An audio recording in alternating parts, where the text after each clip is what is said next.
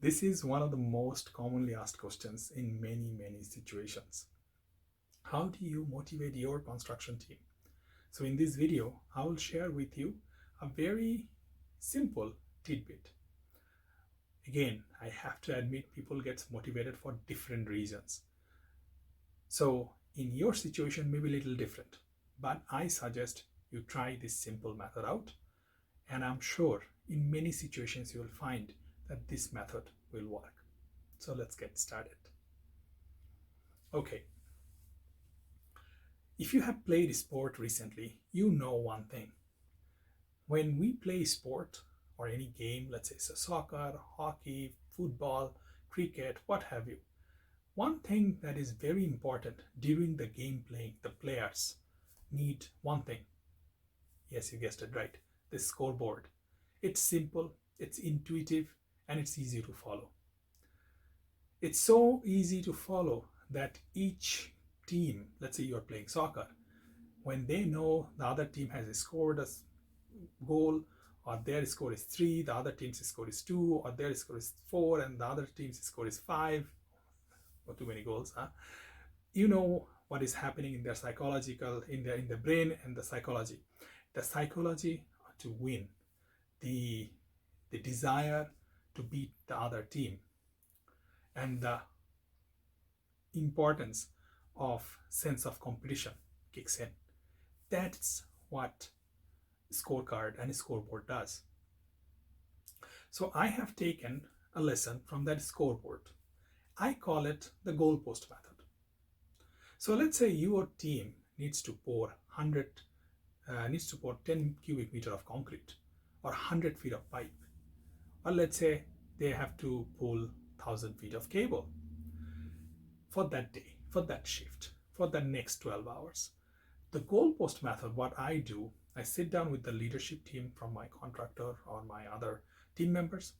I identify, rather than going through all my schedule, level 6 schedule, this and that, all the things that I have, I can call those things my coach's corner. Like in a game, the coach may have all kinds of analysis, but when the team is playing, he doesn't bring or she doesn't bring all those analysis in front. What he or she brings is motivation and let the team play their best game. So he empowers them. Okay, same concept. You apply very similar concept. The goalpost method needs to be simple, intuitive, and easy to follow. So you don't make it complicated. You just share your goalpost at the beginning of the day with your team, everyone. And I also use it to put it on the lunchroom trailer or somewhere similar where anyone and everyone can connect to it. If you have 2 shifts, let's say you have day shift and night shift, try to put the goalpost for the day shift as well as for the night shift, so that when the day shift goes, you can put a smiley face when that team achieves their goal. And when the night shift comes in, they can see that the team before achieved their goal, and now they have that sense of competition. Now, there are a few caveats that I want to point out when you try to implement the goalpost method. Caveat number 1 is your goalpost needs to be achievable. One thing you may want to try out is that and that's why I mentioned you have to sit down with your contractor team, that stakeholders that you have, not necessarily, let's say you have 100 people in the field, you don't sit down with 100 people, you need to sit down with the foreman or the leadership team from your contractor or consultant, whoever you have working for you, and identify what is achievable, really achievable. So you create that momentum slowly.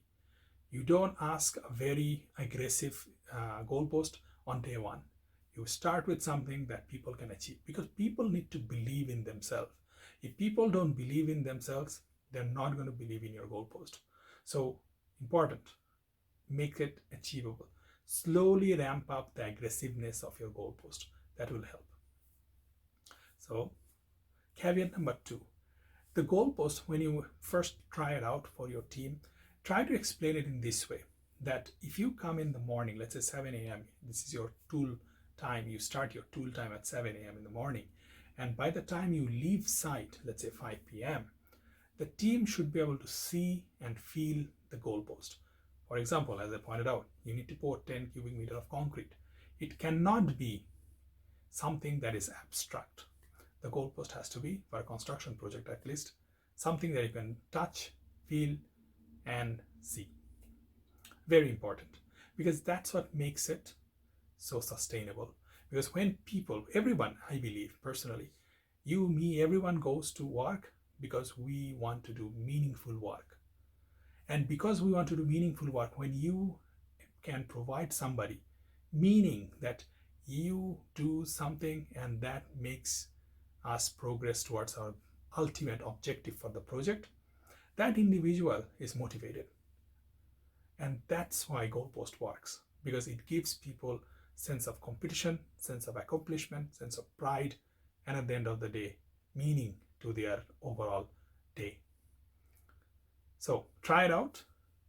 Make goalpost one of your habits. You can name it whatever you want, but at the end of the day, this really works. And if someone asks you, how do you motivate your team? You motivate your team by providing them meaning through goalpost. See you next time.